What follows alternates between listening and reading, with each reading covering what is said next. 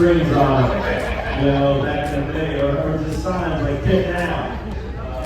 Yeah, so camera use is so much different now. It's just it continues to get the gains and losses become so small now. You really are stacking pennies, which is where the podcast game comes from. Of trying to find small victories. But you are legitimately looking for a couple tenths of speed. I mean, I was 2 tenths away from making the final 10 yesterday golf round. I was also 2 tenths away from being 23rd.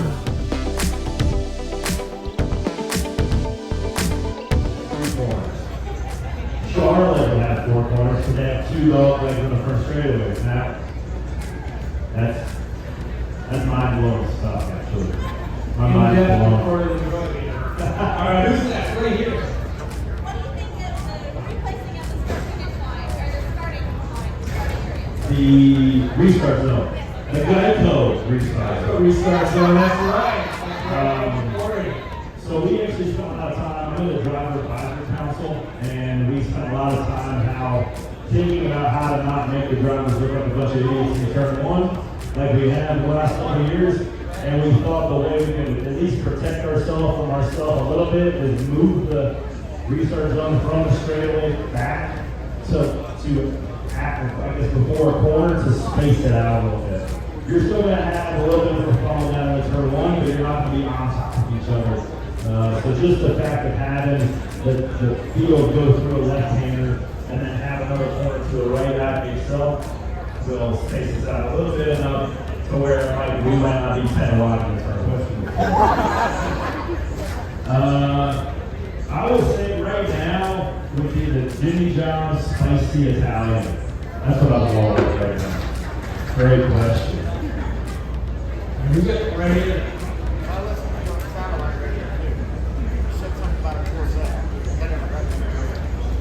I don't have a Corvette. I've driven some Corvettes. I've got a 1970 Barracuda with Hellcat in the process of getting finished. I'm sure that will get me in trouble. I drive fairly slow on the road though. Only like 8 over. I just get all my aggression out on the street. Not on the street, on the road. Of course. Do things and get uncomfortable. So I love the fact of how hard it is, and I hate the fact of how hard it is because it's just. This is the pinnacle of stock car racing in the country, and to beat, the Chase Elliott's and those guys, you have to be perfect. You have to execute from start to race to finish. So I love the fact that it's hard, but I also hate the fact that it's hard as it is. So That's a good question. All right, right behind you over there. what my favorite color is? Appreciate that. I would say purple. Yours too? I like purple. Oh man. Well, with every kid, that 2 kids, got a 3-year-old and a 1-year-old, and everything else that I like to do outside of being at home continues to get way further down the list. I would like to golf. I haven't golfed in 6-8 months. I like to ride a mountain bike. I haven't got to ride a mountain bike. So hanging out with my kiddos is what I like to do. I try to balance work life. It's hard to with the amount of time investment it takes to compete at the highest level, but hanging out with kiddos is pretty cool. All right, time for a couple more. Little guy, shoot. Who's my favorite driver? It's not myself. Nobody is racing today. Nobody. Not even one. I would say that growing up, my favorite was, I didn't get to see him race. I think he passed away before I was really start paying attention to racing. David Pearson was my guy. Ricky Rudd, big Ricky Rudd fan growing up. Dale Jr., I'm sure I'm on the same list as some of y'all. When he won at Michigan his last couple years, when I was crying like a baby in that Batman car. Talk about a core memory. He's crying on the couch at the shop.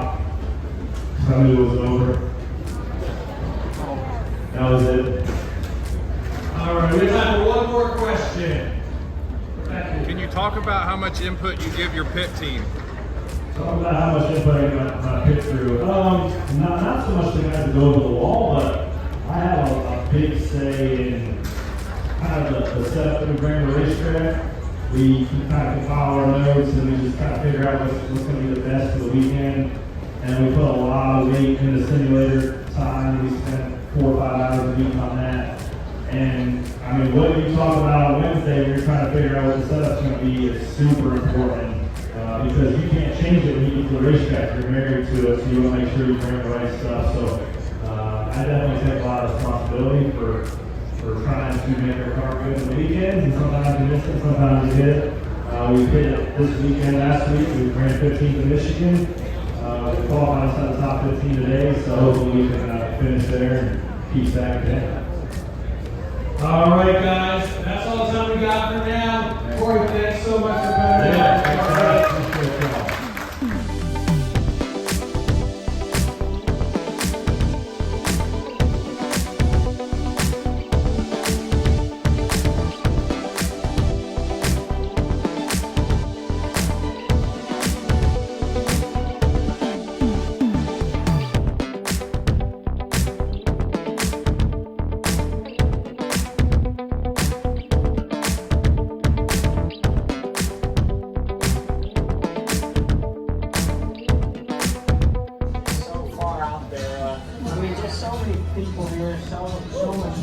This is an event that people are going to look back 10, 20 years from now. I get to tell my grandchildren about this.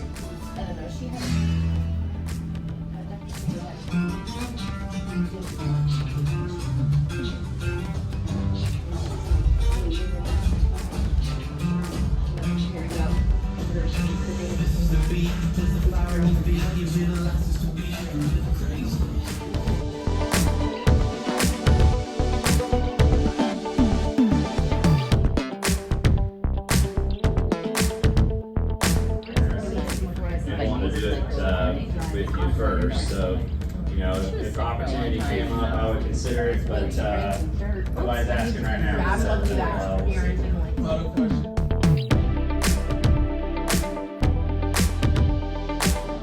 So you can see everybody's here at the track walk.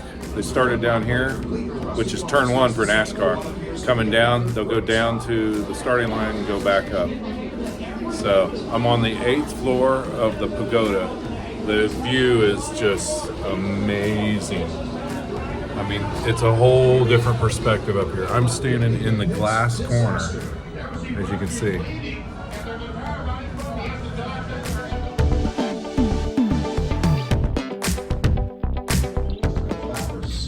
A brief but fun qualifying session yesterday with Daniel Suarez, winning the pole position for today's race. Tyler Reddick already a winner on the Indianapolis Motor Speedway road course, sharing that front row. And I'm really intrigued by Row 2. Chase Elliott looking for his first win of the season and clinching a playoff spot. And Michael McDowell, the first guy on the outside of the playoff grid currently, and certainly a threat anytime you're on the road course. Kyle Busch, Kyle Larson in row 3. Larson unveiling the livery for his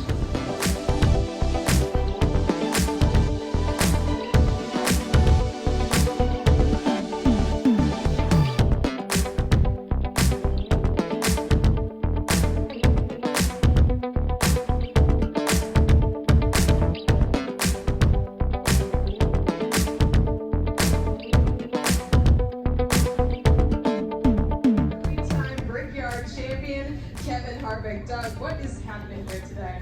Well, unfortunately, or fortunately for Kevin, he's decided this is his last year. He's been one of our most popular drivers in the NASCAR series, and certainly here at the Indianapolis Motor Speedway with his 3 wins. Down there in the heat. And we wanted to make sure we recognize that. Peasants We're going to down joke a little bit because he's. And Kevin, certainly an honor. What does a trophy and a commemoration mean like this to you? Well, when I was growing up as a kid, I wanted to race in the Indy 500. I grew up in Bakersfield, California, a Rick Mears fan, and a Mears family fan, and so I was exposed to the Brickyard at a young age.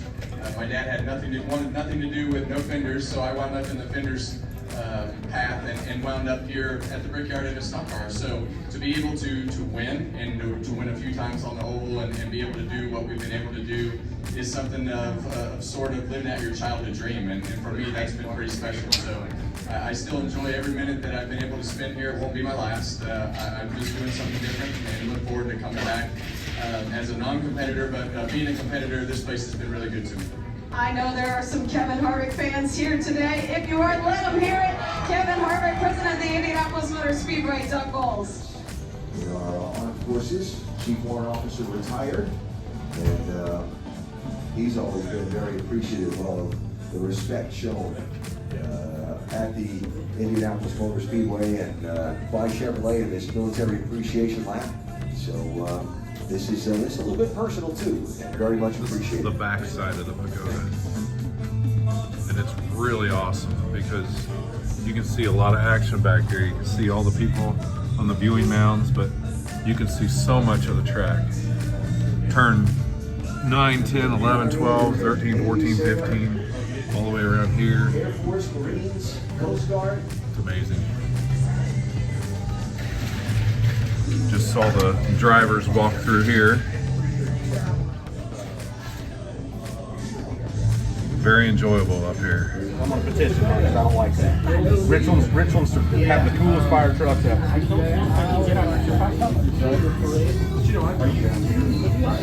Before we start live introductions, I'd like to introduce you to special guests for today's Horizon 200 at the Brickyard. Please welcome the president of the Indianapolis Motor Speedway, Doug Bowles. Well, welcome race fans. Who is ready for the 30th Horizon 200 today? We had a great day yesterday. Many of you were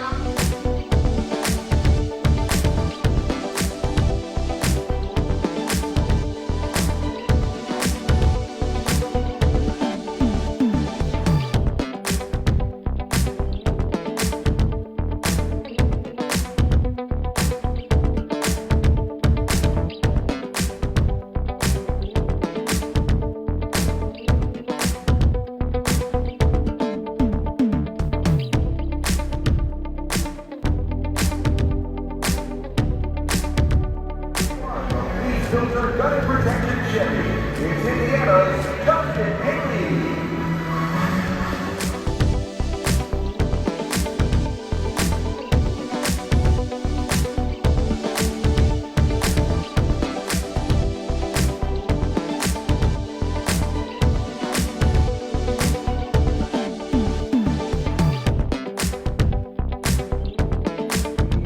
Can you see by the dawn's early light what so proudly we hailed at the twilight's last gleaming, whose broad stripes and bright stars through the perilous fight o'er the ramparts we watched were so gallantly seen,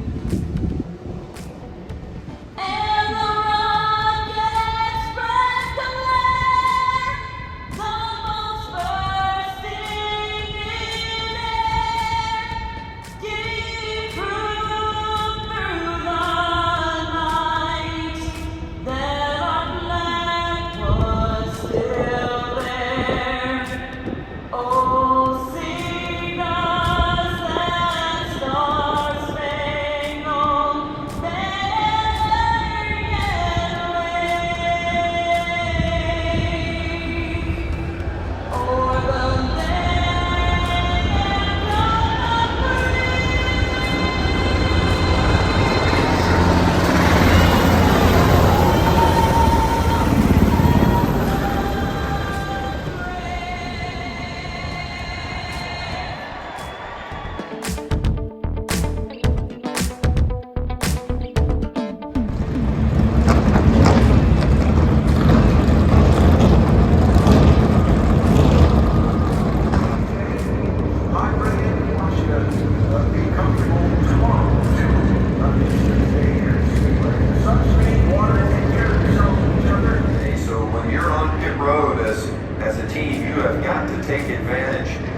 misuse and limit